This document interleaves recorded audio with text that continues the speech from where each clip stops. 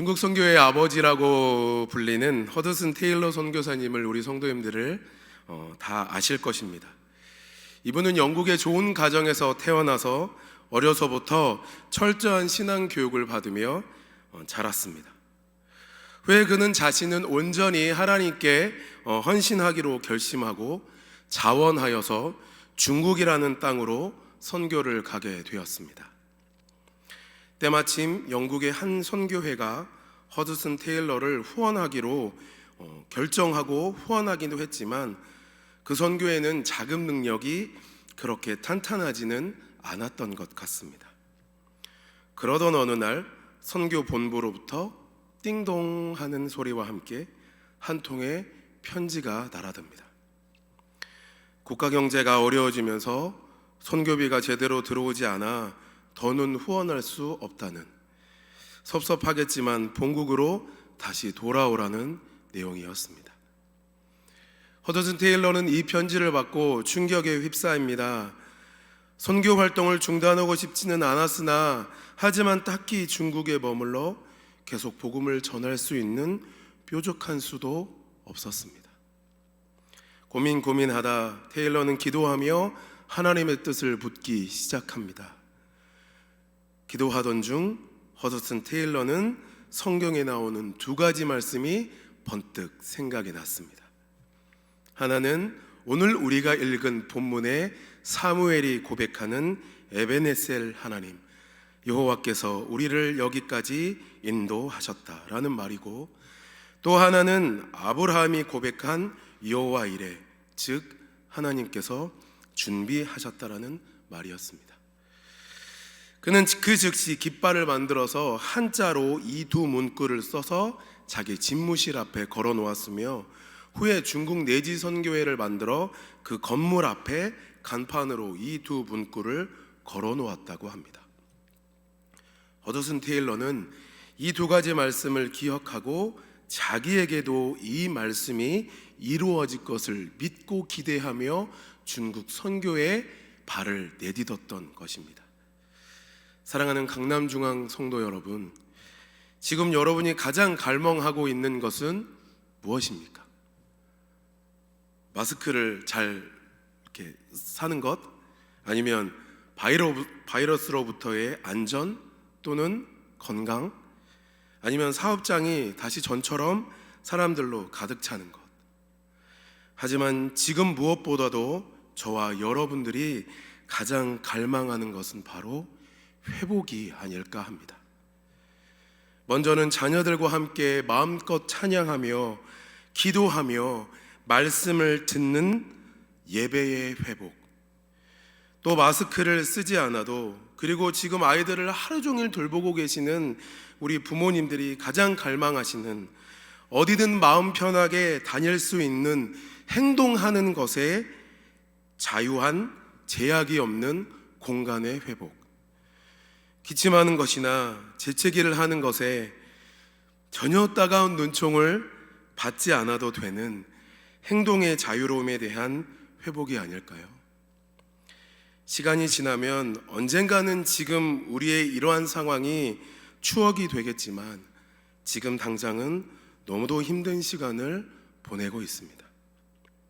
하지만 믿는 우리가 지금 취해야 할 자세는 이러한 상황에 좌절하거나 두려워하기보다는 과거 하나님이 어떻게 우리를 인도하셨는지, 그리고 지금 이 순간 어떻게 우리를 또한 인도하고 계시는가를 깊이 묵상하며, 또한 지금껏 누렸던 자유함에 익숙해져 우리가 소중하게 여겨야 할 것을 조금씩 잊어버리고 있었던 것은 아닌지 다시 한번 돌아보고, 하지만 하나님께서는 반드시 우리를 더 좋은 삶으로 회복시키실 것을 분명하게 믿고 신뢰해야 할 줄로 믿습니다. 저는 오늘 본문을 통해 하나님이 자기를 믿고 신뢰하는 백성을 어떻게 인도하시며 회복시키시는지 함께 은혜를 나누고자 합니다. 저는 오늘 본문 이전의 이야기를 주제로 말씀은 전한 적이 있습니다. 오늘은 그 설교의 후속 이야기이기도 합니다. 간략하게 사무엘상 7장 1절에서 5절의 이야기를 다시 한번 상기시켜 드리겠습니다. 이스라엘 백성은 1차 블레셋과의 전투에서 패한 후에 마음으로는 하나님을 믿지 않으면서 이 언약궤를 들고 전쟁에 나갔다가 언약궤를 들고 가면 하나님이 도우실 것이라고 착각하고 2차 블레셋 침공 때 이 언약궤를 들고 전쟁에 나갑니다. 하지만 결과는 참패를 당하고 그토록 소중하게 여겼던 언약궤마저 빼앗기게 됩니다. 결국 언약궤는 다시 기럇 여아림의 아비나답의 집에 모셔두었지만 이스라엘 백성은 여전히 하나님을 잊어버리고 오히려 우상을 숭배하며 살아가게 됩니다. 20년이라는 시간이 흐른 뒤 이스라엘 백성은 드디어 자신들의 잘못을 깨닫고 하나님께 마음을 향하기로 마음을 먹습니다. 우리를 인도하는 것은 언약궤가 아니라 바로 하나님이시구나. 하나님의 임재가 없는 언약궤는 우리를 인도할 아무 힘이 없다는 것을 비로소 깨닫게 된 것이죠. 그때 사무엘 선지자가 이스라엘 백성에게 우상을 버리고 너희 마음을 여호와께로 향할 것을 간곡하고 단호하게 명령합니다. 지금 너희가 언약궤를 빼앗겼다고 하나님이 안 계시다고 생각하고 당장 눈에 보이는 이방 신인 바알과 아스다롯을 섬기고 있으나 그것들은 한낱 사람이 만든 나무 조각에 불과한 것이다. 우리를 인도할 분은 하나님이시니 너희는 우상을 버리고 너희 닫혀진 마음을 여호와께로 향하라고 단호하게 선포했습니다. 사무엘상 7장 2절에서 3절에 이렇게 기록합니다. 궤가 기럇 여아림에 들어간 날부터 20년 동안 오래 있은지라 이스라엘 온 족속이 여호와를 사모하니라.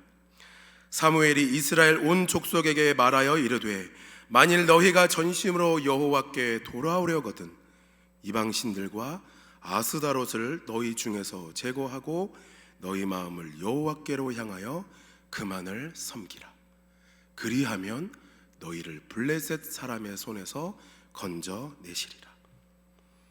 그리고 오늘 본문에 사무엘은 이렇게 이스라엘 백성에게 선포한 후에 이스라엘 백성에게 미스바로 모이라고 말합니다. 미스바는 감시탑 또는 경계초소라는 뜻을 가지고 있는 곳입니다. 오늘날 이곳은 예루살렘에서 북서쪽으로 약 8km 떨어진 곳에 위치하여 있는데요. 그렇다면 사무엘이 왜 이스라엘 백성을 미스바로 모이게 했을까요? 제가 이 미스바라는 곳이 특별한 의미를 담고 있는지 주석이나 여러 것을 참고해봤지만 사실 이곳이 지명상 특별한 곳이었다라기보다는 비교적 이스라엘의 중앙부에 위치한 곳이어서 전국에서 백성들이 모이기에 쉬웠기 때문에 사무엘이 이곳으로 모이라고 했다고 많은 책들이 기록을 하고 있습니다. 옛날 분들에게는 굳이 말하자면 여의도 광장, 그리고 지금 시대에는 청계천 광장이나 서울시청 광장을 생각하면 될 것 같습니다. 하지만 사무엘이 이스라엘 백성을 미스바로 모이게 한 직접적인 이유는 바로 하나님과 이스라엘 백성들 간에 그동안 끊어졌던 언약 관계를 다시 회복함으로 이스라엘이 하나님의 백성이라는 정체성을 새롭게 재정립하기 위함이었습니다. 왜냐하면 그들은 너무도 오랫동안 하나님에게서 떠나 있었고 블레셋과의 압제를 겪으며 이제는 지칠 대로 지쳐버렸고 실로에 있었던 성소의 파괴로 말미암아 공식적인 종교의식조차 중단된 상황이었습니다. 따라서 사무엘은 이곳에 모여 민족적인 회개를 통하여 언약 백성으로서의 책임과 의무를 재다짐해야 할 필요가 있었습니다. 드디어 미스바로 모인 이스라엘 백성들에게 사무엘은 이렇게 선포합니다. 5절과 6절입니다. 사무엘이 이르되 온 이스라엘은 미스바로 모이라.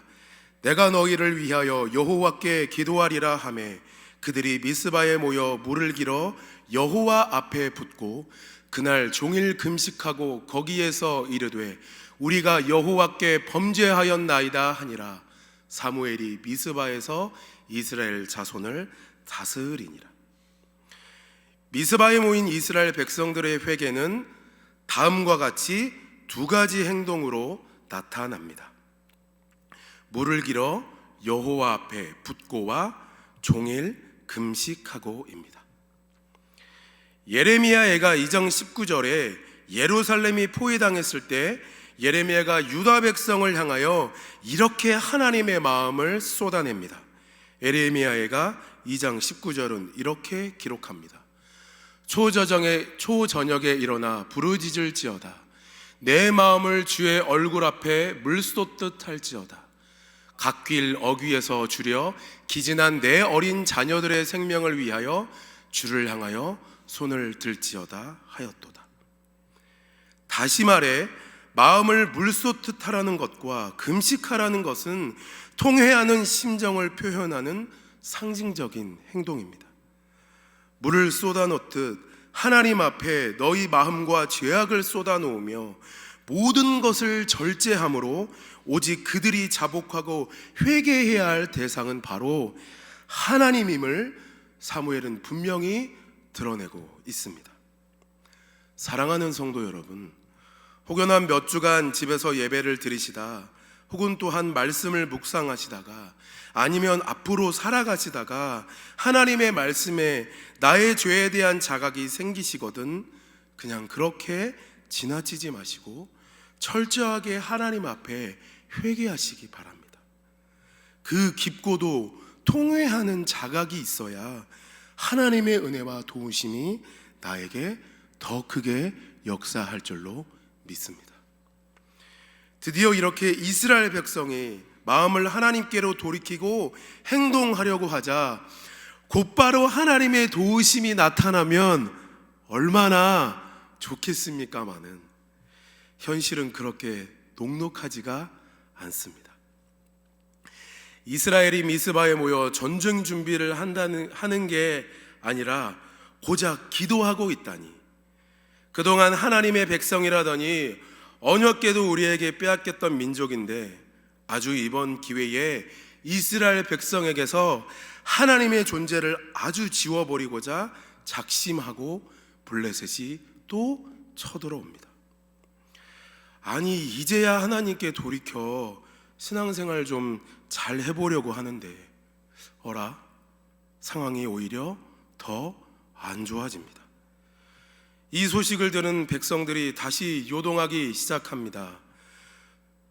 그럴 수밖에 없었던 이유는 그들이 하나님께 돌아서기로 결정하고 행동했지만 지금 정작 그들의 손에는 블레셋과 싸울 그 어떤 무기도 없었으며 그리고 전쟁을 이끌 만한 훌륭한 장수도 없었고 무기와 장수가 없을지라도 싸우려고 하는 패기와 용기라도 있어야 할 텐데 그것마저 없으니 그들은 다시금 현실 앞에 두려워하기 시작합니다. 하지만 전에 이스라엘 백성 같으면 그냥 포기했을 텐데 이제 하나님께 마음을 돌이켰으니 그들의 마음에 하나님이 도우시면 어쩌면 전쟁에서 승리할지도 모른다는 희망이 꿈틀꿈틀 솟아오르기 시작합니다. 아니 하나님께서 그 마음을 이스라엘 백성에게 주신 것입니다. 아 그래 맞아, 과거 우리 할아버지들에게 들었던 여호수아의 여리고 정복 사건이 있었지. 그리고 아버지들에게 들었던 사사들의 이야기가 있었지. 이러지 말고 사무엘에게 가서 하나님께 기도해달라고 해보자. 그들은 사무엘에게로 곧장 달려가 우리를 위하여 하나님께 기도해달라고 간청하기 시작합니다. 그것도 쉬지 말고 말입니다. 8절입니다. 우리 다 같이 한 목소리로 읽어보겠습니다. 이스라엘 자손이 사무엘에게 이르되 당신은 우리를 위하여 우리 하나님 여호와께 쉬지 말고 부르짖어 우리를 블레셋 사람들의 손에서 구원하시게 하소서 하니 사랑하는 성도 여러분, 이 말을 들은 사무엘의 마음이 어떠했을까요? 그동안 하나님의 백성이지만 하나님을 경외하는 것조차 잃어버린 이스라엘 백성, 경외는커녕 하나님께 기도하는 기본적인 것조차도 잊어버리고 살았던 백성들인데, 이제 그 백성들이 자기에게로 달려와 하나님께 기도해달라고 하는 그 모습을 바라보고 있는 이 사무엘의 심정이, 이 사무엘에게 심장이 다시금 쿵쾅쿵쾅 요동치지 않았을까요? 그동안 그토록 이스라엘의 회복을 위해 홀로 고군분투하며 자기가 기도한 그 장소가 눈물로 파일 정도로 부르짖어 기도했을 사무엘. 하지만 그 기도조차도 정작 들어야 할 이스라엘 백성은 듣지 않아 더 외로웠을 사무엘. 그 사무엘에게 지금 이스라엘 백성이 달려와 기도를 요청했다는 것은 사무엘에게 가슴 벅찬 감동이었으며, 이제 이스라엘 백성도 사무엘을 인정한다는 표시이와 동시에 이스라엘 앞에 사무엘의 제사장으로서의 직분이 다시 한번 회복되는 의미이기도 했습니다. 지금도 사무실에서 홀로 고군분투하며 온라인으로 예배를 드리시는 성도님들이 계시나요? 아니면 무슨 예배를 인터넷으로 드리기까지 하냐며 믿지 않는 남편들의 핀잔을 들으며 눈물로 예배를 드리시는 성도님들이 계신가요? 사랑하는 성도 여러분, 이스라엘 백성이 사무엘을 인정하기까지 20년이라는 시간이 걸렸습니다. 눈물로 씨앗을 뿌리는 자는 기쁨으로 단을 거둔다는 말씀을 의지하시고 외롭지만 이 힘든 싸움을 끝까지 감당하신다면 반드시 여러분의 믿음으로 고백하는 기도를 통해 하나님이 역사하신다는 것을, 그리고 여러분이 속한 공동체가 하나님을 믿게 된다는 것을 믿으시기 바랍니다. 사무엘은 이스라엘을 대표해서 그 즉시 젖 먹는 어린 양을 잡아 하나님께 제사를 드리기 시작합니다. 본문 9절입니다. 제가 읽겠습니다. 사무엘이 젖 먹는 어린 양 하나를 가져다가 온전한 번제를 여호와께 드리고 이스라엘을 위하여 여호와께 부르짖음에 여호와께서 응답하셨더라. 태어난 지 얼마 되지 않아 순결함을 그대로 간직하고 있는 젖 먹는 어린 양을 희생 제물로 삼은 것은 전결한 마음으로 흠도 티도 없는 제사를 하나님께 드린다는 의미입니다. 또한 온전한이라는 의미는 절차나 의식적인 면을 강조하기보다는 제사를 드리는 사람의 마음 자세를 의미합니다. 즉 사무엘은 먼저 백성들을 대표하여 하나님께 온 마음과 정신을 다해 전적인 헌신의 제사를 드린 것입니다.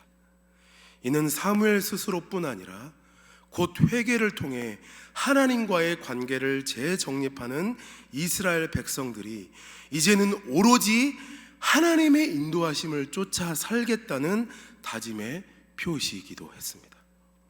사랑하는 성도 여러분, 하나님을 신뢰하고 의지하는 백성에게 하나님이 인도하시는 첫 번째 방법은 바로 내 앞에, 우리 앞에 위기가 닥쳤을 때 먼저 기도와 예배를 회복시키신다는 사실입니다. 이렇게 기도하자 하나님이 상상할 수 없는 방법으로 역사하시기 시작합니다. 하늘에서 천둥 번개가 나타나 블레셋 사람들과 스킨십조차도 하지 않고 전쟁에서 승리하게 됩니다. 10절은 그 사건을 이렇게 기록하고 있습니다. 사무엘이 번제를 드릴 때에 블레셋 사람이 이스라엘과 싸우려고 가까이 오매 그날에 여호와께서 블레셋 사람에게 큰 우레를 발하여 그들을 어지럽게 하시니 그들이 이스라엘 앞에 패한지라. 사사기 4장에 보면 이와 비슷한 이야기가 나옵니다. 가나안 왕 야빈과 드보라와 바락의 다볼산 전투의 이야기입니다. 거기서도 야빈이 철병거 900대를 앞세워 이스라엘을 쳐들어왔지만 하나님이 자연을 움직이셔서 가나안 군대를 완전히 멸절시키십니다. 이 사건을 드보라는 사사기 5장 4절과 5절 20절에 이렇게 하나님을 찬양하고 있습니다. 제가 읽겠습니다.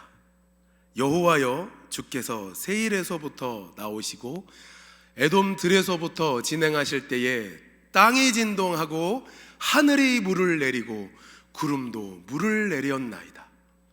산들이 여호와 앞에서 진동하니 저 신의 산도 이스라엘 하나님 앞에서 진동하였도다. 별들이 하늘에서부터 싸우되 그들이 다니는 길에서 시스라와 싸웠도다.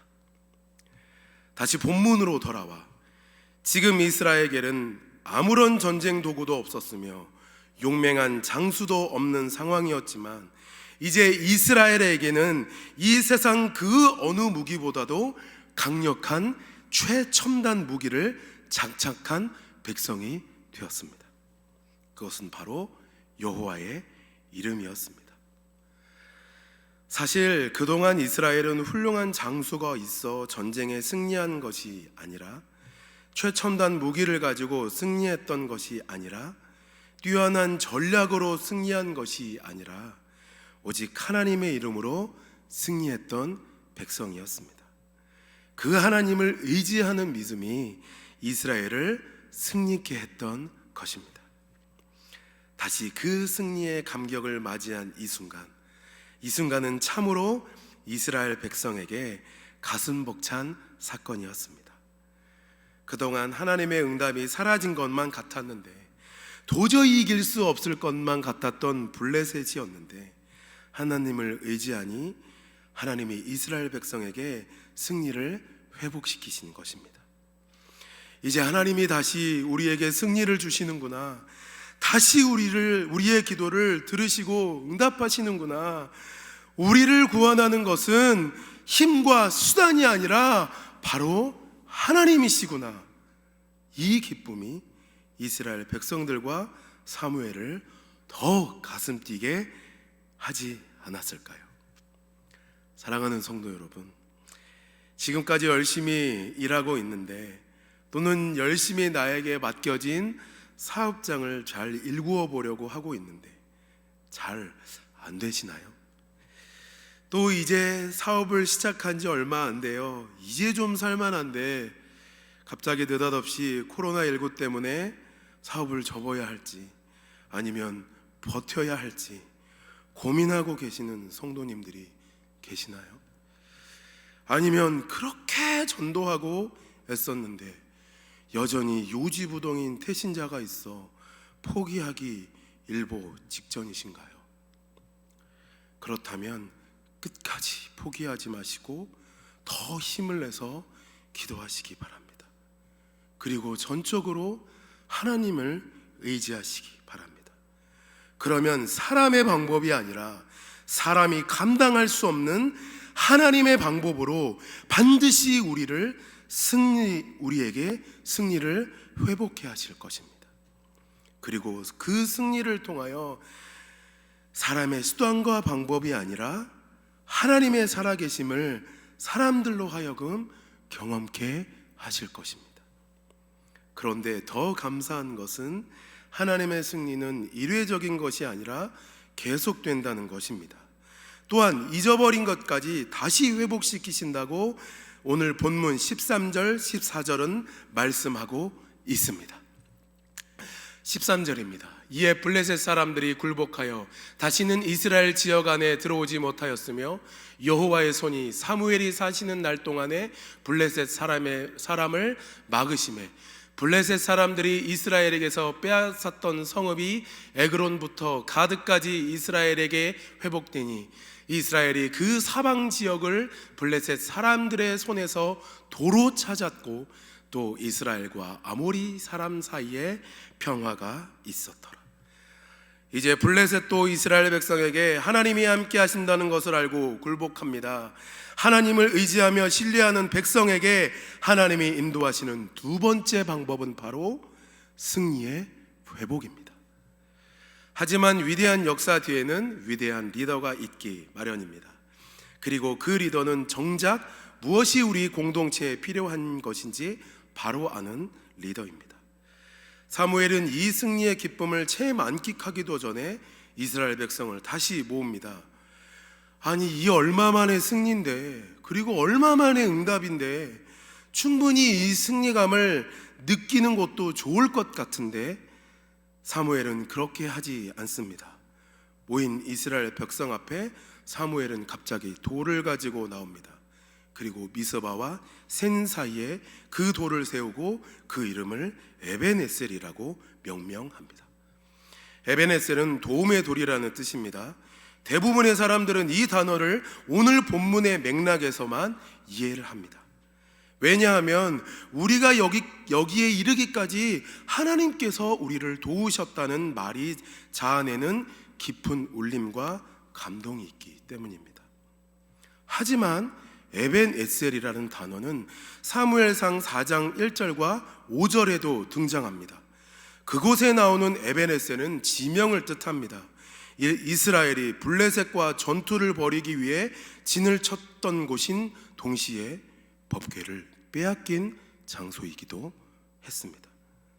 이스라엘 백성에게 있어 아픈 기억과 상처가 있는 곳이었다는 말입니다.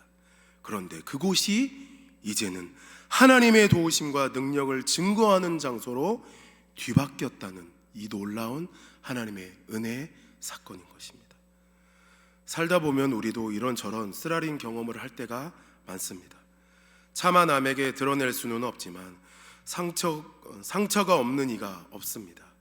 신앙이란 그런 아픔, 상실, 상처, 치욕의 자리를 영광의 자리, 감사의 자리, 회복의 자리로 바꾸는 일입니다. 물론 거기에는 하나님의 전적인 개입과 돌보심이 반드시 필요합니다. 여러분이 어려움이 없었다면, 눈물이 없었다면, 고통의 자리가 없었다면 여기에 이르기까지 주님께서 우리를 도와주셨다는 고백이 터져 나올 수 없었을 것입니다. 야곱이 형 에서의 칼을 피해 도망가다 광야에서 사닥다리의 환상을 경험하고 하나님의 함께하심을 비로소 깨달은 후에 그곳에 돌을 쌓아 배달이라고 했던 것처럼 사무엘도 하나님께서 승리케 하신 현장에 돌을 세워 에벤에셀 되신 하나님을 찬양합니다. 왜 그랬을까요? 바로 이스라엘을 너무나도 잘 알고 있었기 때문입니다. 저들이 지금은 이렇게 하나님을 예배하지만 언젠가 또 하나님을 잊어버리고 살지, 그리고 위험이 닥치면 충분히 다시 그런 삶을 돌아갈 것을 너무나도 잘 알았던 사무엘이었기 때문에 이스라엘 백성에게 너희를 지금까지 인도한 분은 하나님이시라는 것을 다시 한번 이스라엘 백성의 신비에 각인시키고 상기시켜 주기 위함이었습니다. 이제 하나님께서 평화를 주실 터인데 그 평화로운 삶이 우리의 힘이나 능이 아니라 하나님이 전적으로 도우신 은혜라는 사실이 그 돌을 볼 때마다 생각나지 않았겠습니까? 사랑하는 성도 여러분, 여러분에게는 이러한 에벤에셀의 돌이 있으신가요? 과거 힘들 때 하나님께 부르짖어 기도했던 그 에벤에셀의 장소, 그리고 기도했을 때 응답하셨던 흔적들, 사실 요즘은 다 평안해서 나에게 에벤에셀의 흔적이 있음에도 불구하고 너무 오랜 사건이라 기억나지 않으신가요? 저는 이번에 이 코로나19를 제 평생에 잊어버리지 못할 것 같습니다. 지금 코로나19가 국가적인 재난이라 이런 말씀을 드리는 것이 조금 조심스럽기는 하지만 제 개인적인 신앙 면에 있어서 저는 지금도 너무나도 행복한 시간을 보내고 있습니다. 그동안 사역한다는 핑계로 기도의 자리를 잊어버렸던 제가 기도의 자리를 다시 회복하고 있고, 감격함으로 가슴 벅차게 드리는 예배를 회복하고 있으며, 저녁 9시에 드려지는 사순절 기도회를 통해 가정이 기도와 예배가 회복되고 있기 때문입니다. 그리고 뜻하지 않게 저의 딸 예주가 그림으로 담임 목사님께 5만 원의 용돈을 받게 되었습니다. 비단 저뿐만 아니라 이번에 많은 가정들이 기도가 회복되고 예배가 회복되고 있을 것입니다. 하지만 사랑하는 성도 여러분, 언젠가 이 코로나 바이러스는 사라지게 되고 지나가게 될 것입니다. 그러면 또다시 우리는 또 언제 그랬냐는 듯이 각자의 삶을 살아가게 될 것입니다. 하지만 성도 여러분, 그때 이 에베네셀의 도움의 도를 기억하시며 하나님께 은혜를 간구하시는 우리 성도님들이 되시기를 주님의 이름으로 축원합니다. 말씀을 맺겠습니다. 지금 우리는 너무나도 힘든 시기를 보내고 있습니다. 육신적으로도 물질적으로도 말입니다. 그런데 우리에게 있어 가장 힘든 것은 우리 마음 가운데 하나님의 은혜가 잊혀지는 것입니다. 사랑하는 성도 여러분, 오늘 하나님은 그분을 신뢰하는 자에게 기도와 예배를 회복시키시며 영원한 승리를 회복시키신다는 것을 다시 한번 깨닫게 되었습니다. 그리고 그 하나님의 은혜의 흔적을 늘 우리 신비에 새겨야 함을 깨닫게 되었습니다. 이제 평생에 그 하나님의 은혜를 늘 간직하시며 살아가시는 강남중앙 모든 식구들이 되시기를 주님의 이름으로 축원합니다.